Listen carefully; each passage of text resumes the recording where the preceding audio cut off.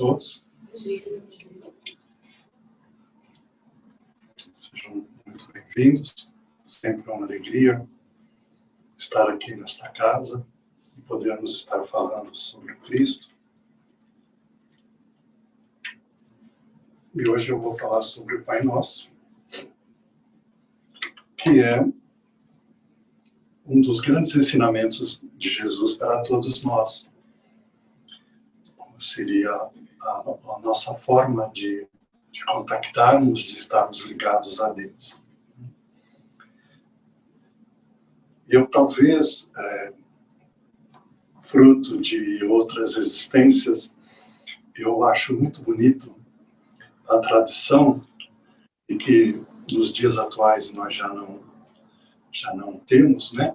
Porque na origem o Pai Nosso ele é cantado, né? Ele não é recitado, é uma forma de canto. E eu particularmente acho muito bonito, porque o que se aproxima disso hoje em dia é o canto gregoriano, aqueles que os monges fazem nas igrejas, né? E da mesma forma que os salmos, todos os salmos do Velho Testamento, tradicionalmente eles são cantados, não são falados, né? E dizem aqueles que conhecem a linguagem original no tempo do Cristo, que a oração do Pai Nosso ela é muito sonora, ela é muito bonita, né? Quando falado no aramaico, que é a linguagem que Jesus usava e que o povo usava ali na época de Jesus, né? E soa muito, muito bonito mesmo, né? Mas em Mateus 6, eles nos dizem que Jesus trouxe, né? E quando orardes, não sereis como os hipócritas, porque gostam de orar em pé nas sinagogas e nos cantos das praças, para serem vistos dos homens. Em verdade, vos digo que eles já receberam a recompensa. Tu, porém, quando orares, entra no teu quarto e fecha a porta. Orarás a teu pai que estás em segredo, e teu pai, que vê em secreto, te recompensará. E orando, não useis as vãs petições como gentios, porque presumem que pelo seu muito falar serão ouvidos. Não vos assemelheis, pois, a eles, porque Deus, o vosso Pai, sabe o que tendes necessidade antes do que vos pensais. Logo em seguida, Mateus nos traz quando Jesus ensina para todos nós o Pai Nosso. E hoje eu gostaria de estar refletindo um pouco junto com vocês sobre o que está contido no Pai Nosso. Porque muitas vezes nós temos o costume de associar, né, esse hábito da oração com o hábito de conversar com Deus, de falar com Deus. De ali, naquele momento em que nós estamos em oração, da gente procurar expressar os nossos desejos, né, as nossas vontades, as angústias que nos atingem, né, a súplica que muitas vezes, nos momentos difíceis da nossa vida, a gente dirige até Deus, como nosso Pai, da forma como Jesus nos ensinou. Então, de certa forma, a tradição, né, a tradição cristã, a tradição católica, ela acaba nos levando a pensar que orar, então, é falar. Falar, falar e falar, para que Deus nos ouça, né? E Jesus, ele nos diz de forma diferente. Ele fala, olha, se você quer orar, feche a porta. Feche a porta do quarto. Mas quando Jesus está falando feche a porta do quarto, ele está falando muito mais do que isso. Jesus está falando, feche-se no seu íntimo. Procure se isolar dentro de você mesmo, procurar lá dentro de você este contato com Deus. Então, na verdade, provavelmente o que Jesus está dizendo é que orar não é falar. De que, na verdade, orar é um profundo silêncio. É um profundo momento em que nós silenciamos todo o nosso íntimo.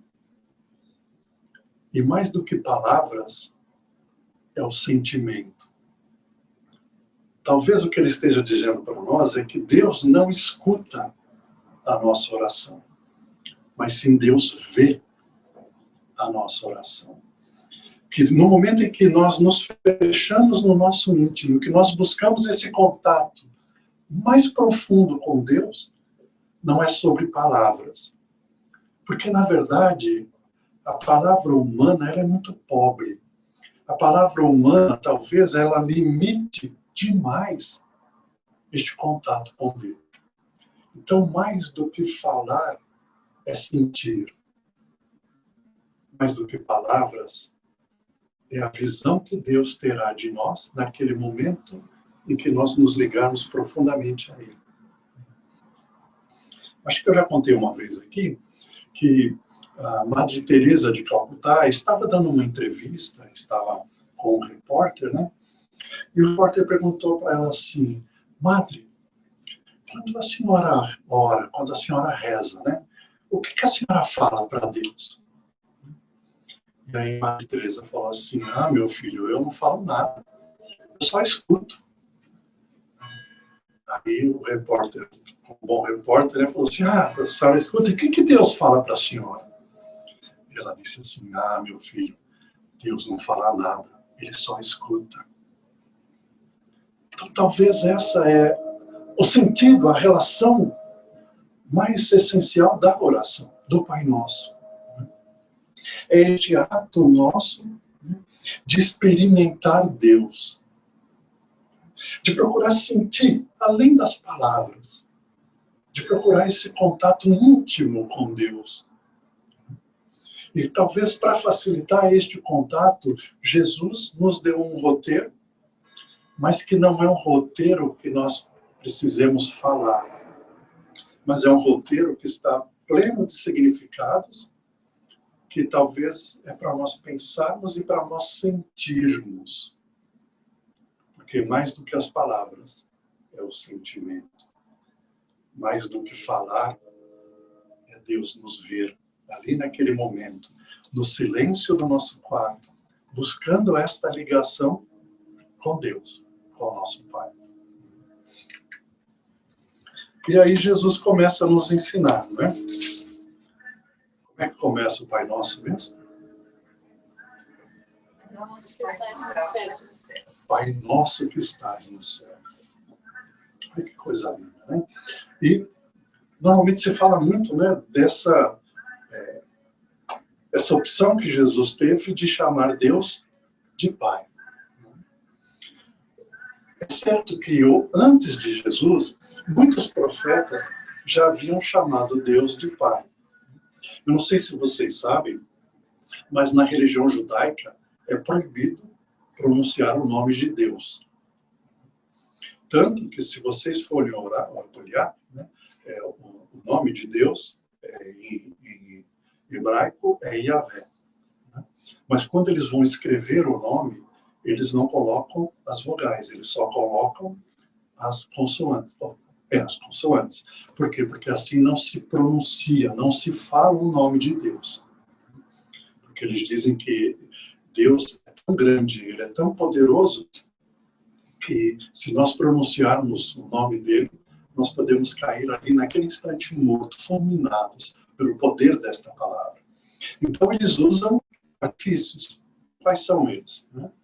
Em vez de falar o nome de Deus, eles falam Pai, eles falam Deus é todo-poderoso, ele fala o Senhor de todos, eles criam apelidos, né, para que não se pronuncie o nome de Deus. Então, muitos outros profetas já haviam chamado Deus de Pai. Só que tem um pequeno problema. A palavra que Jesus usava era Abá. No aramaico, era Abá. Só que Abá não significa Pai. Abá, quando traduzido, o mais próximo que a gente tem desse termo seria papai, paizinho. Mas mesmo papai e paizinho não expressa o que Jesus estava querendo transmitir para nós.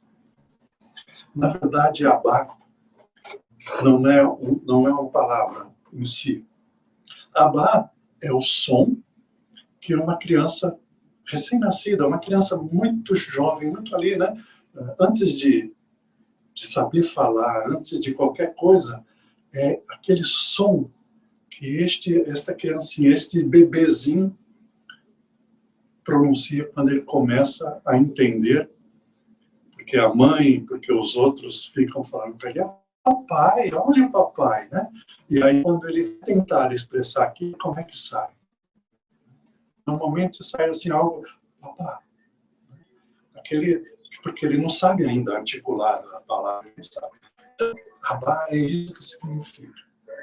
Significa aquelas primeiras palavras de uma criança muito jovenzinha, meses de vida, que não sei se vocês sabem, mas o bebezinho, até uns poucos meses, ele não enxerga. Ele vê vultos. Né? Ele não fala, ele não entende, não sabe. Ele não sabe nada ainda. Né? Mas ele sente. E ele percebe aquele cheiro. Quando o pai dessa criança se aproxima dele, ele sente um cheiro, e esse cheiro é familiar. Ele escuta a voz, e aquela voz, ele sabe que ele ouvia mesmo quando estava na barriga. E ele sabe, através do sentimento, que aquela pessoa que está ali, que ele nem sabe ainda que é pai, nem sabe o que significa pai, mas ele sabe que aquela figura que está ali, que ele mal enxerga, é alguém que ele pode confiar. Muito. Ele não entende, ele não sabe, mas ele confia. E essa tem que ser a nossa relação com Deus. Porque, infelizmente, nós ainda somos recém-nascidos nas coisas do Pai. Nós não entendemos nada. Nós não conseguimos ver o Pai. Mas nós podemos sentir. E todas as vezes que Ele se aproxima de nós, a sensação que nós temos é que nós somos muito amados. É como o recém-nascido sente quando o Pai se aproxima. A mãe também. Não fica emocionado. Até mais a mãe do que o pai, mas é aquela sensação de segurança. Então, se o pai, quando o recém-nascido está ali no berço e ele vem esticar os braços, a criança se entrega àquele pai. Ele vai, ele confia, ele sente no seu mais íntimo o amor daquele pai. E Jesus fala que a gente não precisa nem falar, porque o pai também é assim. Todos nós, como bons pais que somos, se nós estamos num cômodo e a criança está lá no berço e ela dá um suspiro mais profundo, o que a gente faz? Já corre lá, né? Para ver o que está acontecendo. Será que está tudo bem? Será que ele não virou de bruço? Será que... Essa é a nossa relação. E é isso que Jesus solicita que nós sintamos na nossa relação com Deus. Nós não precisamos entendê-lo. Nós não precisamos saber quem ele é. Na verdade, a gente não precisa nem acreditar nele. Mas ele nos ama e nós podemos nos entregar com toda a confiança neste Pai.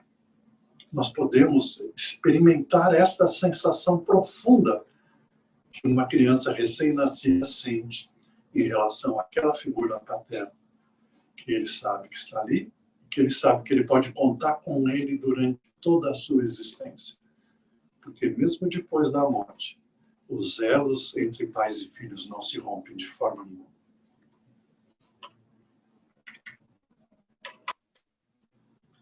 Logo em seguida, no Pai Nosso, Jesus nos ensina: santificado seja o teu nome e venha a nós o vosso reino. E seja feita a vossa vontade, assim na terra como no céu. Agora eu pergunto para vocês, como é que está o mundo nos dias de hoje? Tá bom? Tá tranquilo? Tá calmo? Cabeça para baixo? Tá de cabeça para baixo. Provavelmente o mundo está bem desconjuntado, né, gente? São dias difíceis que a gente tem vivido e a história da humanidade sempre foi de dias difíceis. Então, olha que interessante.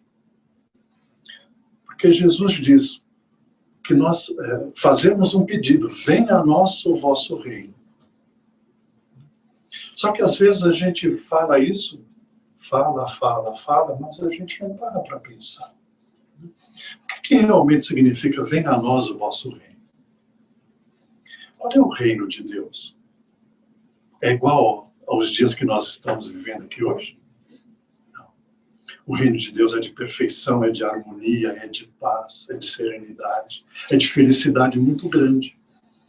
Então, na verdade, o que nós estamos pedindo a Deus... Vocês leram o Nosso Lar? Todo mundo leu o Nosso Lar? Quem não leu está perdendo, viu, gente? Deve ler, porque é um livro muito importante e fundamental para nós entendermos muitas coisas.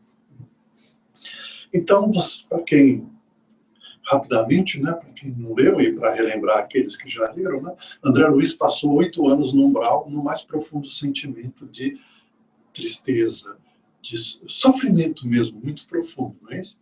E aí ele é recolhido e chega até o Nosso Lar. Vocês se lembram as descrições que André Luiz começa a fazer do Nosso Lar? Eu vou perguntar para vocês, quem gostaria hoje, aqui, agora, sem precisar desencarnar, chegar e trocar a Terra do jeito que está hoje, de cabeça para baixo, que nem o André falou, pelo que acontece no Nosso Lar? Quem troca? Nem todo mundo levantou a mão. Ou são tímidos, ou preferem ficar na... Talvez não conheça. Ou não leram o livro. Talvez. Então é isso que a gente está dizendo, gente. Deus, olha, o mundo está esquisito. Então, quebra o galho da gente. Traz o Nosso Lar para já. Que eu acorde amanhã e eu me sinta como o André Luiz chegando no Nosso Lar. Coisas maravilhosas. Um local de harmonia, de paz, de felicidade, com as pessoas trabalhando alegremente em benefício próximo. Então, quando a gente diz, venha a nós o vosso reino, é isso que nós estamos pedindo.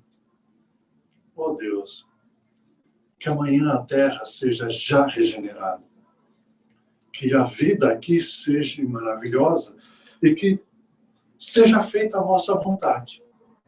Porque nós sabemos com toda certeza que a vontade de Deus é que sejamos perfeitos. Que nós conheçamos a lei de Deus e a pratiquemos na plenitude. Então nós estamos pedindo 2 coisas. Que amanhã amanheça aqui já o Nosso Lar. E que todos nós conheçamos profundamente as leis de Deus e mais do que isso, que todos nós, todos, sem exceção, pratiquemos a todo instante as leis de Deus. Porque essa é a vontade de Deus. E nós estamos pedindo para que essa vontade seja realizada já. Que a gente não precise esperar mais por este mundo regenerado, esse mundo feliz, que ele comece já. Que ele comece dentro de nós. Que nós possamos ser agentes disso tudo. Depois, Jesus diz, pão nosso de cada dia dá-nos hoje.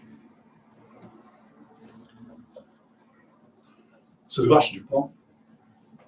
Este é um dos meus problemas. Eu adoro pão. Eu gosto tanto que eu comi todos os pães que eu devia comer na minha vida toda, eu comi num espaço muito curto e hoje sou diabético, porque eu não posso mais ingerir tanto carboidrato como eu gostaria. E o pão, ele tem um simbolismo muito importante. Não sei se vocês sabem, mas o trigo foi um dos primeiros cereais que o ser humano aprendeu a cultivar. E já se tem histórias de coisas que são parecidas com o pão de hoje, desde muito antes da própria história. Então, o pão sempre teve uma participação importantíssima na alimentação de toda a humanidade. E para o hebreu ainda tem um significado mais importante ainda. Agora aqui, não sei se todos vocês tiveram a oportunidade, a nossa casa oferece um estudo que chama-se Aprendizes do Evangelho. E muitos aqui fizeram, e eu vou pedir a colaboração de vocês, né? Porque logo no início do Aprendiz do Evangelho, nós contamos a história da criação do mundo, aí até chegar em Moisés, né? E lá nós vamos estudar a história do povo hebreu ao tempo de Moisés. Quem fez o curso lembra, né? Não vamos fazer eu passar vergonha. Então, ao tempo de Moisés, os hebreus eram onde eles estavam? Não, antes do deserto, eles estavam no Egito. Eles eram escravos no Egito. E aí Moisés os liberta da escravidão no Egito e eles vão retornar à Terra Santa, que é onde hoje é Israel, né? E aí eles vão fazer a travessia pelo deserto. Vocês se lembram quantos eram? Era 600 mil homens.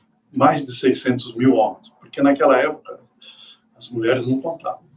Os velhos também não. E nem as crianças. Então, quando chega lá no Velho Testamento, lá tem um livro do Velho Testamento que chama Números, que eles vão fazer a contagem de quantos estavam atravessando o deserto. E lá é mais de 600 mil homens, fora as mulheres, os velhos e as crianças.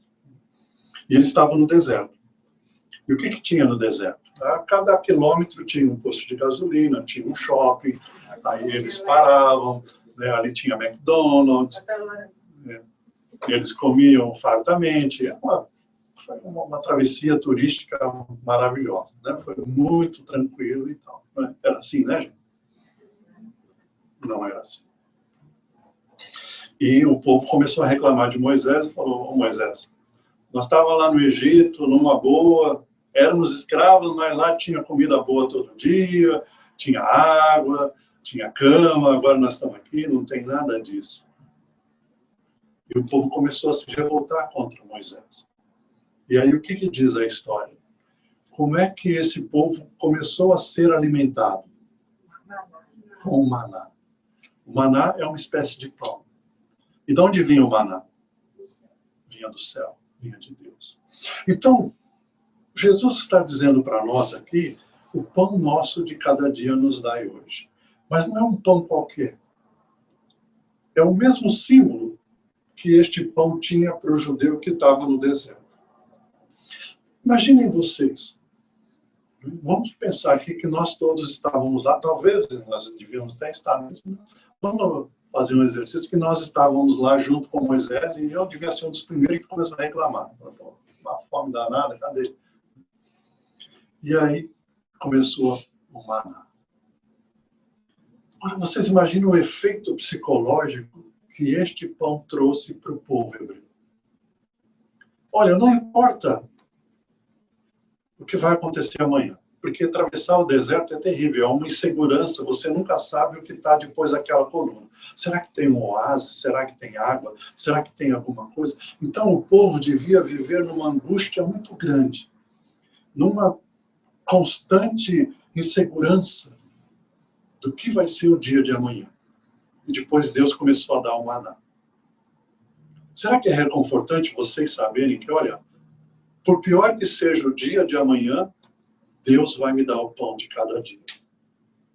Vocês percebem? Este pão é um pão espiritual. É um pão que traz confiança, é um pão que traz a tranquilidade para enfrentarmos o que possa vir no outro dia. E é lógico que é um pão físico, porque ele me alimenta, ele me sacia e dá forças para que eu possa amanhã continuar a caminhada que eu preciso fazer. Então, na verdade, quando Jesus está dizendo o pão nosso de cada dia nos dai hoje, não é o pão somente, este pão que alimenta o corpo, mas também é como se fosse o maná, o pão de Deus que vai nos alimentar o nosso espírito, a nossa esperança, a nossa fé no dia de amanhã e a nossa tranquilidade para enfrentarmos os problemas do que há de vir daqui para frente. É muito mais do que aquele pão que vai na mesa. Em seguida, o que Jesus nos fala para nós pedirmos a Deus? Perdoe as nossas dívidas, assim como nós perdoamos aos nossos devedores. Eu não sei se vocês perceberam aí, mas aí tem uma má notícia, né, gente? Vocês perceberam? Porque Jesus não diz assim, para a gente falar para Deus assim, olha, Deus, perdoa se por acaso eu estiver devendo para você. Não. O que Jesus fala? Perdoa que eu devo. Perdoe as nossas dívidas. Então, de cara, Jesus está dizendo, olha, gente, todos nós estamos devendo para Deus. Todos nós estamos devendo. Então, Jesus nos informa, olha, vocês já nascem devedores. Só que a gente não deve só para Deus. A gente deve também para o próximo. Perdoe as nossas dívidas assim que eu devo perdoar quem me deve. E, muitas vezes, a nossa dívida não tem como ser paga.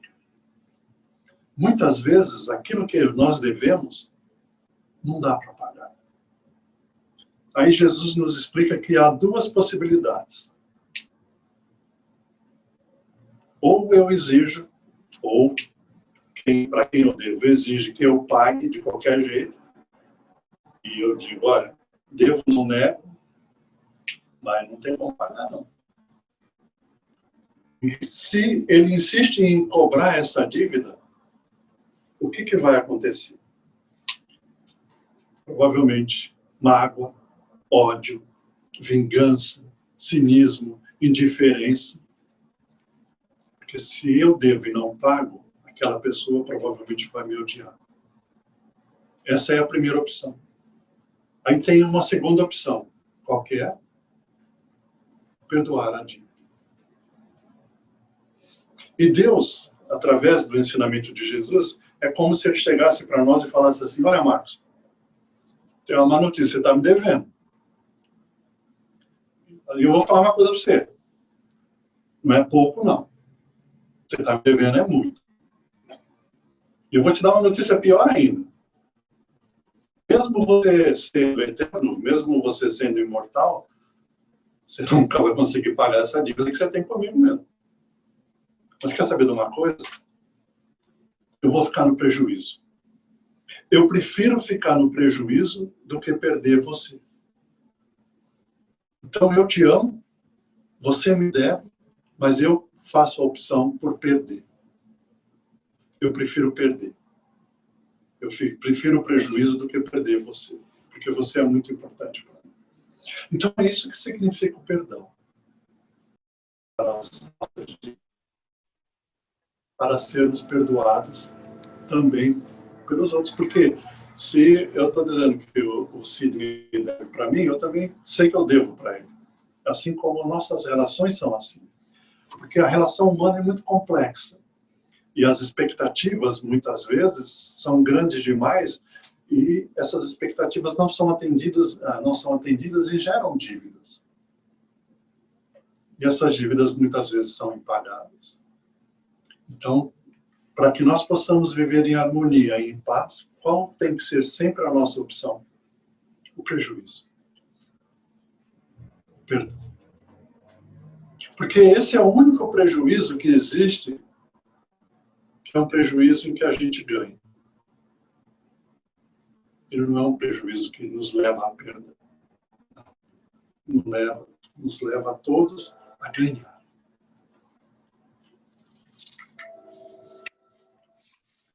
Depois, continuando no Pai Nosso, Jesus nos ensina, né? E não nos deixe cair em tentação, mas livra-nos de todo mal. Que mal que Jesus está falando, será, né, gente? Porque aqui a doutrina espírita nos ensina, ainda existe o mal. Existe o mal no sentido de que nós ainda temos que passar por provas e expiações, nós ainda temos que passar por experimentos, por sensações, por situações em que nós vamos sofrer. Então, o que Jesus está querendo dizer para nós é o seguinte, livra-nos de todo o mal, seria livra-me de que quando eu enfrentar o mal, eu não me torne malvado. Comece a cultivar dentro de mim sensações más. Para que eu procure de todas as formas evitar essa confusão que nós fazemos quando enfrentamos o sofrimento. Porque, de certa maneira, muitas vezes o sofrimento é um grande educador. É um grande professor que Deus está levando a aprender o outro lado, a outra face. Porque muitas vezes eu fui cruel. E muitas vezes eu preciso experimentar a crueldade do próximo para entender o quanto isso é maléfico, o quanto isso não precisa fazer parte da minha vida. Então, livra-nos de todo o mal. Jesus está nos dizendo com paciência, com perseverança, com tranquilidade, sem deixar me tornar mal frente a tudo isso.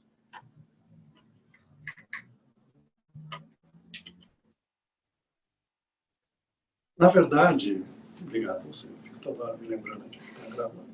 Não sei se vocês ouvem, né? O sinal tá. Mas é para as pessoas poderem depois assistir em casa e participar disso tudo de uma forma também, né? Então, na verdade, todo Pai Nosso é um roteiro de sentimentos que nós precisamos cultivar no nosso íntimo para estreitar este caminho que leva até Deus, para nos aproximar cada vez mais dos sentimentos que são os sentimentos que Deus tem por todos nós, de podermos mostrar a Ele, através da nossa conduta, através do nosso dia a dia, que viver pode ser uma grande aventura. Com certeza, viver é uma grande aventura, mas é uma aventura que tem um preço. E que muitas vezes o preço que nós pagamos para viver essa aventura, às vezes ele é pesado. Às vezes ele é pesado.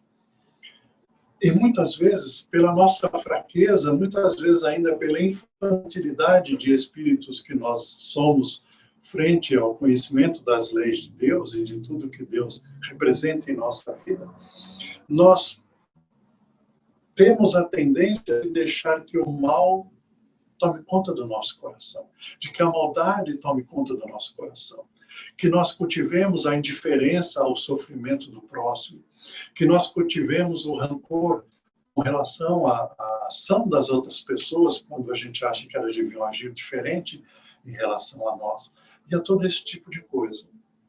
Então, é uma constante vigilância dos sentimentos.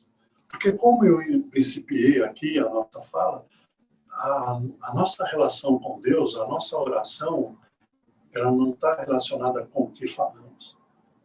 Ela está relacionada com o que nós sentimos. Ela está relacionada com o que vai em nosso coração. Então, muitas vezes nós podemos fazer igualzinho a Madre Teresa, não? Entrarmos em contato com o nosso íntimo e não falar nada. Ficar ali só sentindo Deus, sentindo a Abba na nossa vida. Sentirmos a confiança de que o pão de cada dia Ele vai me dar amanhã. Ele vai me dar força para me enfrentar as dificuldades. Eu não preciso me desesperar. Eu tenho que confiar. Porque Ele sabe. Ele deseja o meu bem. Ele quer trabalhar em meu benefício, me impulsionando para cada vez mais estar no fim dessa jornada e estar lado a lado com Ele. E que vale a pena. Que a recompensa é grandiosa. E que essa relação realmente é uma relação de um pai zeloso para menezinhos que nós somos ainda espiritualmente falando. Seres ainda ignorantes, que não sabem que estão ali ávidos por aprender.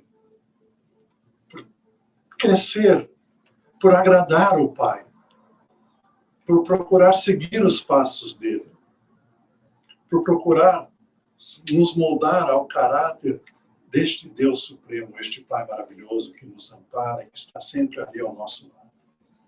E podermos efetivamente, um dia no futuro, trabalharmos lado a lado a este Pai.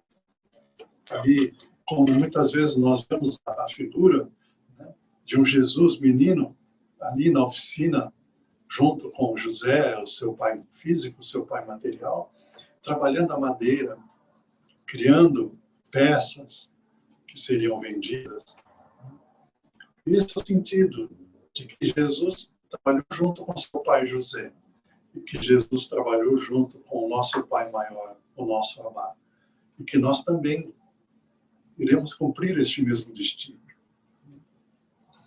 E para terminar, eu gostaria de trazer uma versão tão bonita que Monsenhor Horta ditou para o médium Chico Xavier e que está aí para todos, e a versão que ele nos traz, né, que ele diz: Pai nosso que estais nos céus, na luz dos sóis infinitos, Pai de todos os aflitos deste mundo de escarcéus, santificado, Senhor, seja o teu nome sublime, que em todo o universo exprime concórdia, ternura e amor. Venha ao nosso coração o teu reino de bondade, de paz e caridade, na estrada da redenção. Cumpra-se o teu mandamento, que não vacile nem erra, nos céus como em toda a terra, de luta e de sofrimento. Evita-nos todo o mal, dá-nos o pão do caminho, feito da luz no carinho do pão espiritual. Perdoa-nos, meu Senhor, de iniquidade e de dor, os débitos tenebrosos de passados escabrosos. Auxilia-nos também, nos sentimentos cristãos, a amar nossos irmãos que vivem longe do bem. Com a proteção de Jesus, livra a nossa alma do erro, sobre o mundo de desterro, distante da vossa luz. Que vossa ideal igreja seja o altar da caridade, onde se faça a vontade de vosso amor. Que assim seja. Obrigado a todos.